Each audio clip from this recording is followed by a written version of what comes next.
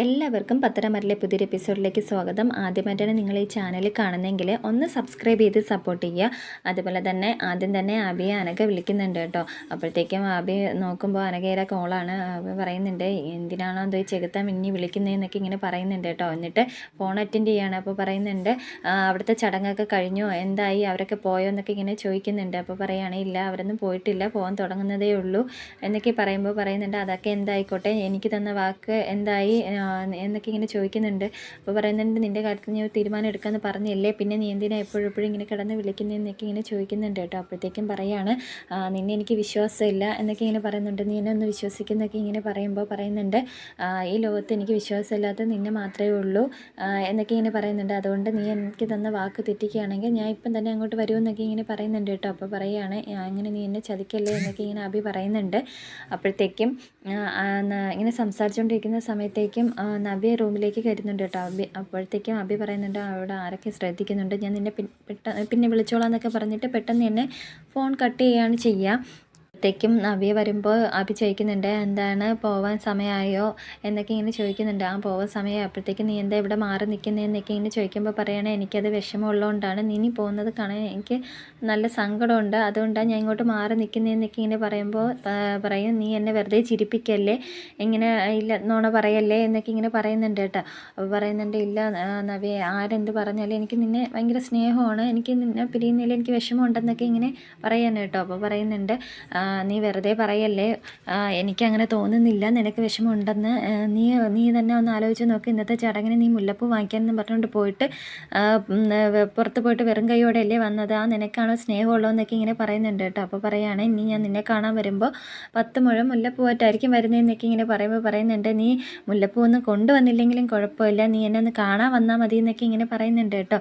അപ്പോഴത്തേക്കും പറയുകയാണ് നിൻ്റെ പ്രസവം വരെ ഞാൻ എന്തായാലും വരുമെന്നൊക്കെ ഇങ്ങനെ പറയുന്നുണ്ട് നീ പ്രസവം കഴിഞ്ഞ് നീ എൻ്റെ കുഞ്ഞിനെ കാണാൻ വരില്ലേ എന്നൊക്കെ ഇങ്ങനെ ചോദിക്കുകയാണ്. അപ്പോൾ പറയുന്നുണ്ട് പിന്നെ എൻ്റെ കുഞ്ഞിനെ എനിക്ക് കാണണ്ടേ, എന്തായാലും ഞാൻ വരും, അപ്പോൾ നിനക്ക് മനസ്സിലാവും ഞാൻ എത്രത്തോളം നിന്നെ സ്നേഹിക്കുന്നുണ്ട് എന്നൊക്കെ ഇങ്ങനെ പറയുന്നുണ്ട് കേട്ടോ. അപ്പോഴത്തേക്കും നവിക്ക് സമാധാനമൊക്കെ ആവുന്നുണ്ട്. എന്നിട്ട് നവിയായിട്ടൊക്കെ കെട്ടിപ്പിടിച്ചിട്ട് പറയുന്നുണ്ട് എന്തായാലും നമുക്ക് അങ്ങോട്ട് പോവാമെന്നൊക്കെ ഇങ്ങനെ പറയാണ് കേട്ടോ. അപ്പോഴത്തേക്കും നവി ഇങ്ങനെ പുറത്തോട്ട് പോകുമ്പോൾ മോളെ എന്നൊക്കെ വിളിക്കുകയാണ് അബി. അപ്പോഴത്തേക്കും പറയുന്നുണ്ട് നീ എന്നെ മോളെ നിന്ന് വിളിക്കണ്ട, എനിക്ക് ആ വിളിയിൽ എനിക്ക് കേൾക്കുമ്പോൾ തന്നെ എനിക്ക് പേടിയാവുന്നുണ്ട് എന്നൊക്കെ ഇങ്ങനെ പറയുന്നുണ്ട്. ഒന്നുമില്ലെങ്കിൽ നീ എന്നെ സ്നേഹിച്ചാൽ മതി എന്നൊക്കെ ഇങ്ങനെ പറയുന്നുണ്ട് കേട്ടോ. എന്നിട്ട് രണ്ടുപേരും കൂടെ താഴേക്ക് വരുന്നുണ്ട്.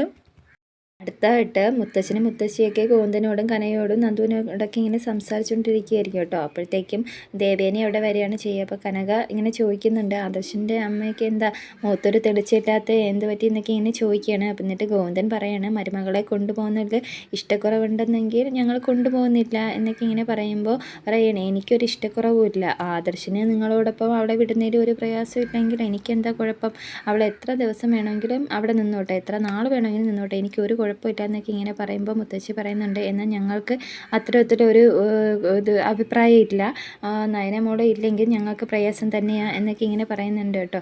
അപ്പോഴത്തേക്കും ദേവേനി പറയുകയാണ് അവൾ രാവിലെ കുളിച്ചിട്ട് ഓഫീസിൽ പോകുമ്പോൾ അവളെ കാണുന്നില്ലല്ലോ, അപ്പോൾ പ്രയാസമില്ലേ എന്നൊക്കെ ഇങ്ങനെ ചോദിക്കുന്നുണ്ട് കേട്ടോ. അപ്പോഴത്തേക്കും മുത്തച്ഛൻ പറയുന്നത് എന്നാലും രാവിലെ അവളെ കാഴ്ച കാണുന്നതും അതുപോലെ തന്നെ വൈകിട്ടാകുമ്പോൾ പുഞ്ചിരിയോടെ വരുന്നതും കാണുന്നതും ഒരു സന്തോഷം തന്നെയാണ് എന്നൊക്കെ ഇങ്ങനെ പറയുന്നുണ്ട് എനിക്കെന്നും അങ്ങനെ ഒരു സന്തോഷമൊന്നും ഇല്ല എന്നൊക്കെ ഇങ്ങനെ പറയുകയാണ് കേട്ടോ. അപ്പോഴത്തേക്കും കനക പറയുന്നുണ്ട് ഞങ്ങളുടെ മോളെ അമ്മായിയമ്മ ഇതുവരെയും സ്നേഹിക്കാത്തതിൽ ഞങ്ങൾക്കൊക്കെ വളരെ വിഷമമുണ്ടെന്നൊക്കെ ഇങ്ങനെ പറയുന്നുണ്ട് കേട്ടോ. അപ്പോഴത്തേക്കും പറയുന്നുണ്ട് അത്ര വിഷമമാണെങ്കിൽ സ്ഥിരമായിട്ട് മോളെ ആ വീട്ടിൽ തന്നെ നിർത്തിക്കോ, ആര് പറഞ്ഞു വേണ്ടാന്ന്, ഞങ്ങൾക്കൊന്നും ഒരു വിഷമവും ഇല്ല എന്നൊക്കെ ഇങ്ങനെ പറയുന്നുണ്ട് കേട്ടോ. അപ്പോഴത്തേക്കും നന്ദുവും അനിയും കൂടെ അതിൻ്റെ ഇടയിൽ കൂടെ അവർ തമ്മിൽ ഭയങ്കര ഒരു നോട്ടവും ഒരു ചിരിയൊക്കെ ഉണ്ട് കേട്ടോ. അപ്പോഴത്തേക്കും ഇതൊക്കെ കനക ശ്രദ്ധിക്കുന്നുണ്ട്. എന്നിട്ട് ഗോവിന്ദനെ അടുത്ത് ഇങ്ങനെ കണ്ണുകൊണ്ടൊക്കെ ഇങ്ങനെ കാണിക്കുന്നുണ്ട് കേട്ടോ. അപ്പോഴത്തേക്കും ഗോവിന്ദൻ പെട്ടെന്ന് ചോദിക്കുകയാണ് അനുമോൻ്റെ ഭാര്യ ഇവിടെ കാണുമെന്നാണ് ഞങ്ങൾ വിചാരിച്ചത് എന്നൊക്കെ ഇങ്ങനെ പറയുന്നുണ്ട് കേട്ടോ. അപ്പോഴത്തേക്കും മുത്തശ്ശി പറയാണ് ആ കൊച്ചിൻ്റെ കാര്യം പറയാണ്ട,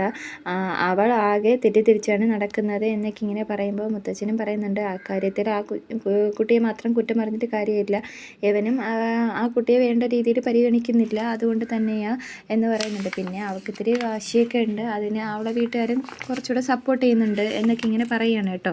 ത്തേക്കും ദേവേനി പറയുന്നുണ്ട് ഇവനാണെങ്കിൽ അനാമികയുടെ വീട്ടിലോട്ട് പോകാൻ മെനക്കെടാറുമില്ല, അതുപോലെ തന്നെ അനാമികയെ വിളിക്കാറുമില്ല എന്നൊക്കെ ഇങ്ങനെ പറയുന്നുണ്ട് വിളിച്ചാലും വരില്ല മുത്തശ്ശ, പിന്നെ എന്തിനാണ് ഞാൻ വിളിക്കുന്നത് എന്നൊക്കെ ഇങ്ങനെ പറയാണ് കേട്ടോ. അപ്പോഴത്തേക്കും മുത്തശ്ശൻ പറയുന്നുണ്ട് ആദർശും നയനയും ഒക്കെ ഇതേപോലെ തന്നെ അവർ പ്രശ്നങ്ങളായിരുന്നല്ലോ. ഇപ്പോൾ അവർ എത്ര നന്നായിട്ടാണ് ജീവിക്കുന്നത് എന്നൊക്കെ പറയുകയാണ്. അപ്പോഴത്തേക്കും പറയുന്നുണ്ട് കേട്ടോ ദേവയാനി, അത് ശരിയാ, അതുകൊണ്ടാണ് എനിക്ക് അവിടെ കൈയും കാല് പിടിക്കേണ്ടി വരുന്നത്, സ്വന്തം വീട്ടിലേക്ക് പോയാലും ഞാൻ പോയി വിളിക്കേണ്ടി വരുന്നത് എന്നൊക്കെ ഇങ്ങനെ പറയുന്നുണ്ട് കേട്ടോ. ആ സമയത്തേക്ക് ആദർശും നയനയും കൂടെ ഇറങ്ങി വരുന്നുണ്ട് ഇവരുടെ അടുത്തേക്ക്. മുത്തശ്ശി ഇങ്ങനെ നയനോട് പറയുന്നുണ്ട്, കൂടുതൽ ദിവസം അവിടെ നിൽക്കില്ലേ മോളെ, ഞങ്ങൾക്ക് മോളെ ഇവിടെ വേണമെന്നൊക്കെ ഇങ്ങനെ പറയുന്നുണ്ട് കേട്ടോ. അപ്പോഴത്തേക്കും ആദർശ് പറയണേ, 1-2 ദിവസം നിൽക്കാനല്ലേ പോകുന്നതെന്നൊക്കെ ഇങ്ങനെ പറയുന്ന സമയത്തേക്കും നയനയും ദേവേനയും കൂടെ ഇങ്ങനെ പരസ്പരം നോക്കുന്നുണ്ട് കേട്ടോ. എന്നിട്ട് കനക മനസ്സിൽ വിചാരിക്കുകയാണ്, എത്ര ദിവസം നിൽക്കണമെന്ന് ഞങ്ങളല്ലേ തീരുമാനിക്കുന്നത് എന്നൊക്കെ ഇങ്ങനെ മനസ്സിലിങ്ങനെ പറയുന്നുണ്ട് കേട്ടോ കനക.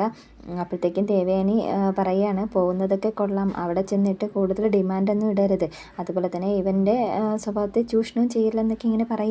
അപ്പോൾ പറയുന്നുണ്ട്, അതെന്താ അമ്മ അങ്ങനെ പറയുന്നത് എന്നൊക്കെ ഇങ്ങനെ പറയുമ്പോൾ പറയുന്നുണ്ട്, എന്തുകൊണ്ടാണെന്ന് നിനക്കറിയില്ലേ, നിനക്ക് മനസ്സിലാവുകയും ചെയ്ത് എന്നൊക്കെ ഇങ്ങനെ പറയുന്നുണ്ട് കേട്ടോ. അതുപോലെ തന്നെ നിൻ്റെ അച്ഛനും അമ്മയ്ക്കും എന്നൊക്കെ ഇങ്ങനെ പറയുന്നുണ്ട് കേട്ടോ. അപ്പോഴത്തേക്കും ആദർശ് പറയുന്നുണ്ട്, അവൾ 1-2 ദിവസം പോയി നിൽക്കുന്നെങ്കിൽ നിന്നോട്ടെ അമ്മ എന്നൊക്കെ ഇങ്ങനെ പറയുകയാണ് കേട്ടോ. 1-2 ദിവസം നോക്കണ്ട, അവൾക്ക് ഇഷ്ടം പോലെ ദിവസം നിൽക്കട്ടെ, അല്ലെങ്കിൽ ജീവിതകാലം മൊത്തം നിൽക്കണമെങ്കിൽ നിന്നോട്ടെ എന്നൊക്കെ ഇങ്ങനെ പറഞ്ഞിട്ട് പറയുകയാണ്. അത് നിനക്ക് സമ്മതമാണെങ്കിൽ മാത്രം എന്നൊക്കെ ഇങ്ങനെ ആദർശിനോട് പറയുന്നുണ്ട് കേട്ടോ ദേവയാനി.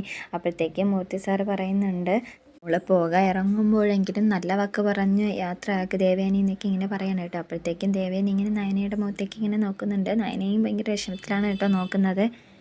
അടുത്തായിട്ട് അബിയും നവിയും കൂടെ ഇറങ്ങി വരുന്നുണ്ട് കേട്ടോ. അപ്പോഴത്തേക്കും മുത്തശ്ശി പറയുന്നുണ്ട്, 7 മാസക്കാരി എത്തിയല്ലോ, ശരീരമൊക്കെ നോക്കണം കേട്ടോ മോളെ എന്നൊക്കെ ഇങ്ങനെ പറയുന്നുണ്ട്. പിന്നെ അച്ഛൻ്റെയും അമ്മയുടെയും കൂടെ പോകുന്നത് കൊണ്ട് ഒന്നും പേടിക്കാനൊന്നും ഇല്ല എന്നൊക്കെ ഇങ്ങനെ പറയുന്നുണ്ട്. എന്നിട്ട് പറയുന്നുണ്ട്, എന്നാലും ഒരു അപകടമുണ്ട്, അച്ഛനും അമ്മമാരും ഉണ്ടാക്കുന്ന ഭക്ഷണമാണ് എല്ലാ മക്കൾക്കും ഇഷ്ടം, അതുകൊണ്ട് തന്നെ അമിതമായ ഭക്ഷണമൊന്നും കഴിക്കരുതെന്നൊക്കെ ഇങ്ങനെ പറയാണ് കേട്ടോ. അപ്പോഴത്തേക്കും മുത്തച്ഛൻ പറയുന്നുണ്ട്, ഭക്ഷണത്തോട് ഇയാൾക്ക് വലിയ ഇഷ്ടമാണല്ലോ, അതുകൊണ്ടാണ് ഇങ്ങനെ പറഞ്ഞതെന്നൊക്കെ ഇങ്ങനെ പറയുന്നുണ്ട് കേട്ടോ. അപ്പോൾ അബി പറയുന്നുണ്ട്, എപ്പോഴും കുഞ്ഞിനെ പറ്റി ഒരു ചിന്ത വേണമെന്നൊക്കെ ഇങ്ങനെ പറയുന്നുണ്ട്. അപ്പോഴത്തേക്കും നവ്യ പറയാണ്, ഞാൻ നന്നായിട്ട് നോക്കിക്കോളാം, ഇവൻ എപ്പോഴല്ലേ എന്നെ സ്നേഹിച്ച് തുടങ്ങിയെന്നൊക്കെ ഇങ്ങനെ പറയുന്നുണ്ട്. ആ സ്നേഹത്തിന് ഒരു കുറവും വരുതെന്ന എൻ്റെ ആഗ്രഹം എന്നൊക്കെ ഇങ്ങനെ പറയുന്നുണ്ട്. എന്നിട്ട് പറയാണ്, ഇവൻ എന്നെ ഇടയ്ക്ക് കാണാൻ വരാമെന്നൊക്കെ ഇങ്ങനെ പറയുന്നുണ്ട് എന്നിങ്ങനെ പറയുമ്പോൾ മുത്തശ്ശൻ പറയും, ഇവന് വാക്കിന് വ്യവസ്ഥയില്ലാത്തവനാ, എന്നാലും ഇനിയൊരു കുഞ്ഞൊക്കെ ജനിക്കാൻ പോവുകയാണ്, നന്നായിട്ട് ജീവിച്ച് നിനക്ക് എന്നെ കൊള്ളാം എന്നൊക്കെ ഇങ്ങനെ പറയുന്നുണ്ട് കേട്ടോ. അപ്പോഴത്തേക്കും മുത്തശ്ശി പറയുന്നുണ്ട്, ജലജ എവിടെ പോയി എന്നൊക്കെ ഇങ്ങനെ ചോദിക്കുന്നത്. അപ്പോൾ ജലജ വരുന്നുണ്ട്. അപ്പം പറയുന്നുണ്ട്, ഞാനിവിടെ ഉണ്ടമ്മ എന്നൊക്കെ ഇങ്ങനെ പറയുകയാണ്. അപ്പോഴത്തേക്കും മുത്തശ്ശൻ ചോദിക്കുന്നുണ്ട്, നിൻ്റെ മരുമകൾ യാത്ര പറഞ്ഞ് പോകാൻ നേരം നീ എന്താ ഒളിച്ചിരിക്കുകയാണോ എന്നൊക്കെ ഇങ്ങനെ ചോദിക്കുമ്പോൾ പറയുന്നുണ്ട്, ഞാനെന്തിനാ ഒളിച്ചിരിക്കുന്നത് എന്നൊക്കെ ഇങ്ങനെ പറയുന്നുണ്ട് കേട്ടോ. അപ്പോഴത്തേക്കും മുത്തശ്ശൻ പറയാം, ഇനി എന്തായാലും ഇറങ്ങാൻ സമയമായി എന്നൊക്കെ പറയുകയാണ്. അങ്ങനെ നവ്യയൊക്കെ യാത്ര പറഞ്ഞ് ഇറങ്ങുന്നുണ്ട് കേട്ടോ. അപ്പോഴത്തേക്കും നയനയാണെങ്കിൽ ഇങ്ങനെ പോയിട്ട് വരാം മുത്തശ്ശ എന്നൊക്കെ ഇങ്ങനെ പറയുന്നുണ്ട്. എന്നിട്ട് ദേവേനയുടെ മുഖത്ത് നോക്കുന്നുണ്ട് കേട്ടോ. അപ്പം നയനയ്ക്കാണെങ്കിൽ ഒട്ടും ഇഷ്ടമില്ലാതെയാണ് പോകുന്നത് പോലെ പോകുന്നത് കേട്ടോ. എന്നിട്ട് പകുതി വരെ എത്തിയിട്ട് നയന ഇങ്ങനെ തിരിഞ്ഞ് നോക്കുന്നുണ്ട് ദേവയാനിയെ. അങ്ങനെ ആദർശും അവിയും കൂടെയൊക്കെ എല്ലാവരും യാത്രയാക്കുന്നുണ്ട് കേട്ടോ. എന്നിട്ട് അവരെല്ലാവരും കൂടെ കാറിൽ കയറി പോകുന്നതാണ് കാണിക്കുന്നത്. അടുത്തതായിട്ട് അബി തിരിച്ചു വരുമ്പോൾ മുത്തശ്ശി ഇങ്ങനെ പറയുന്നുണ്ട്, ഞാൻ അവരുടെ മുമ്പ് വെച്ചൊന്നും പറയാത്തതാണ്, നീ ഇങ്ങനെ 7 മാസം ചടങ്ങിന് പോലും കറക്റ്റ് സമയത്ത് എത്തിയില്ല, പിന്നെ അതുപോലെ തന്നെ ഭാര്യയ്ക്ക് കൊടുത്ത വാക്ക് പോലും പാലിച്ചിട്ടില്ല, ഇനി ഇങ്ങനെയുള്ള ആവർത്തിച്ചാലോ ആണ് നോക്കിക്കോ എന്നൊക്കെ ഇങ്ങനെ മുത്തശ്ശൻ നല്ല ദേഷ്യത്തിൽ ഇങ്ങനെ സംസാരിക്കുന്നുണ്ട് കേട്ടോ. അപ്പം ശരി മുത്തശ്ശൻ എന്നൊക്കെ പറഞ്ഞിട്ട് അബി അങ്ങ് കയറി പോവുകയാണ്. ഈ സമയം ജലജ മനസ്സിൽ വിചാരിക്കുന്നുണ്ട്, ഇനി കുറച്ച് ദിവസം വേണം സന്തോഷമായിട്ടിരിക്കാൻ, ഇപ്പോഴൊരാശ്വാസമായി എന്നൊക്കെ ഇങ്ങനെ മനസ്സിൽ ചിന്തിക്കുകയാണ് കേട്ടോ ജലജ. എന്നിട്ട് ജലജയും അബിയോടൊപ്പം കയറി മുകളിലേക്ക് പോകുന്നുണ്ട്. എന്നിട്ട് ദേവേനയോട് മുത്തശ്ശൻ പറയുന്നുണ്ട്, നയനമ്മളുടെ അച്ഛനും അമ്മയൊക്കെ വരുമ്പോൾ കുറച്ചുകൂടെ മാന്യമായിട്ട് പെരുമാറണം, അതുപോലെ തന്നെ നിൻ്റെ മരുമകൾ മാത്രമല്ല നമ്മുടെ കമ്പനിയുടെ ഐശ്വര്യം കൂടിയാണ്, അതും കൂടെ നീ മനസ്സിലാക്കണമെന്നൊക്കെ ഇങ്ങനെ പറയണം കേട്ടോ. അപ്പം ദേവേനി ഇങ്ങനെ മനസ്സിൽ ചിന്തിക്കുന്നുണ്ട്, അതൊക്കെ എനിക്ക് മനസ്സിലാവുക വെച്ചാൽ ഞാൻ നയനമോളെ പോയ വിഷമത്തിലാണ് ഞാൻ നിൽക്കുന്നത്, അതൊന്നും അച്ഛനും അമ്മയ്ക്കും അറിയില്ല എന്നുള്ളതിൽ ഇങ്ങനെ നിൽക്കുന്നുണ്ട് കേട്ടോ. അടുത്തായിട്ട് കാണിക്കുന്നത് നയനയുടെ വീടാണ്. എന്നിട്ട് അവർ കാറിൽ നിന്നൊക്കെ ഇറങ്ങിയതിന് ശേഷം ഇങ്ങനെ ഗോവിന്ദ് പറയുന്നുണ്ട് കേട്ടോ, മുമ്പ് കല്യാണം കഴിഞ്ഞ് പോയ ശേഷം മോൾക്ക് ഇവിടെ വരാൻ താല്പര്യമില്ലായിരുന്നു, അന്നൊക്കെ എൻ്റെ 2ാമത്തെ മോൾക്കായിരുന്നു താല്പര്യം എന്നൊക്കെ ഇങ്ങനെ പറയുന്നുണ്ട്. എന്നിട്ട് യാത്ര പറഞ്ഞ് ഇറങ്ങി വന്നപ്പോൾ മോൾക്കെന്താ ഒരു വിഷമം പോലെ എന്നൊക്കെ ഇങ്ങനെ ചോദിക്കുന്നുണ്ട് കേട്ടോ. അപ്പോഴത്തേക്കും നയന പറയുന്നുണ്ട്, എനിക്കൊരു വിഷമവും ഇല്ലല്ലോ എന്നൊക്കെ ഇങ്ങനെ പറയുകയാണ്. ആര് പറഞ്ഞ് വിഷമമില്ലെന്ന്, ചേച്ചിക്ക് നല്ല വിഷമമുണ്ടെന്നൊക്കെ ഇങ്ങനെ നന്ദി പറയുന്നുണ്ട് കേട്ടോ. അപ്പോഴത്തേക്കും കനക പറയുന്നുണ്ട്, അല്ലെങ്കിൽ തന്നെ മോളുടെ അമ്മായിയമ്മയ്ക്ക് മോളുടെ ഒരു സ്നേഹം ഇല്ലല്ലോ, പിന്നെ എന്തിനാ മോള് വിഷമിക്കുന്നതെന്നൊക്കെ ഇങ്ങനെ പറയുകയാണ്. അപ്പോഴത്തേക്കും നവ്യ പറയുന്നുണ്ട് അത് അമ്മായിയമ്മയെ പിരിഞ്ഞിരിക്കുന്നതിലുള്ള വിഷമമല്ല, ആദർശേട്ടനെ പിരിഞ്ഞിരിക്കുന്നതിലുള്ള വിഷമമാണെന്നൊക്കെ ഇങ്ങനെ പറയുന്നുണ്ട് കേട്ടോ.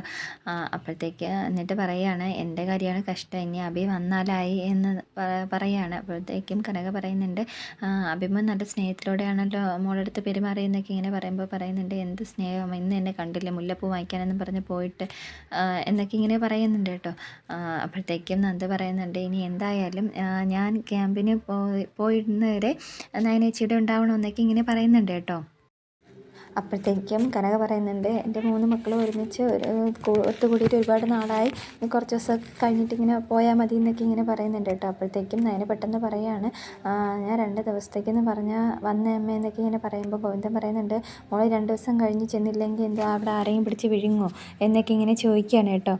എന്തായാലും മോളിങ്ങോട്ട് വന്നത് ആദർശിൻ്റെ അമ്മയ്ക്ക് വലിയ സന്തോഷമായിട്ടുണ്ട് എന്നൊക്കെ ഇങ്ങനെ പറയുമ്പോൾ നന്ദ പറയുന്നുണ്ട് അതുപോലെയല്ലായിരുന്നു ഓരോന്ന് പറഞ്ഞ് നൈനേച്ചിയെ കുത്തിക്കൊണ്ടിരുന്നത് എന്നൊക്കെ ഇങ്ങനെ പറയുന്നുണ്ട്. അപ്പോൾ കനക പറയാം എന്തായാലും മോള് വാന്നൊക്കെ പറഞ്ഞിട്ട് ബേഗൊക്കെ വാങ്ങിച്ചുകൊണ്ട് അങ്ങ് അകത്തേക്ക് പോവുകയാണ് ചെയ്യുക.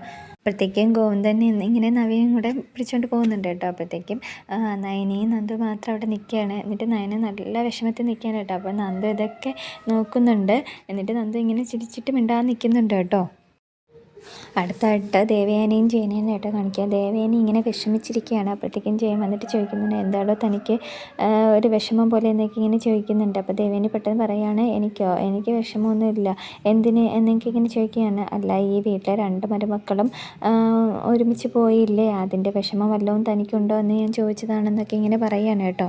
എന്നിട്ട് പറയുന്നുണ്ട് എനിക്കെന്തിനാ വിഷമം, ഇപ്പോൾ ഈ വീട്ടിലെ ജോലികളൊക്കെ ചെയ്യുന്നത് ഞാനാണ്, പിന്നെ 2 പേര് പോയാൽ അത്രയും ജോലി ഭാരം കുറയില്ലേ എന്നൊക്കെ ഇങ്ങനെ ദേവയാനി പറയുകയാണ്. അപ്പോഴത്തേക്കും ജയൻ പറയുകയാണ് പക്ഷേ എന്തായാലും അവർ യാത്ര പറഞ്ഞ് പോയ സമയത്തേക്ക് തൻ്റെ മുഖത്ത് നല്ല വിഷമം ഉണ്ടായിരുന്നു എന്നൊക്കെ ഇങ്ങനെ പറയുമ്പോൾ പറയുന്നുണ്ട് അത് വേറൊന്നും കൊണ്ടല്ല, നമ്മുടെ മോൻ്റെ കാര്യം ആലോചിച്ചിട്ടാ എന്നൊക്കെ പറയുകയാണ്.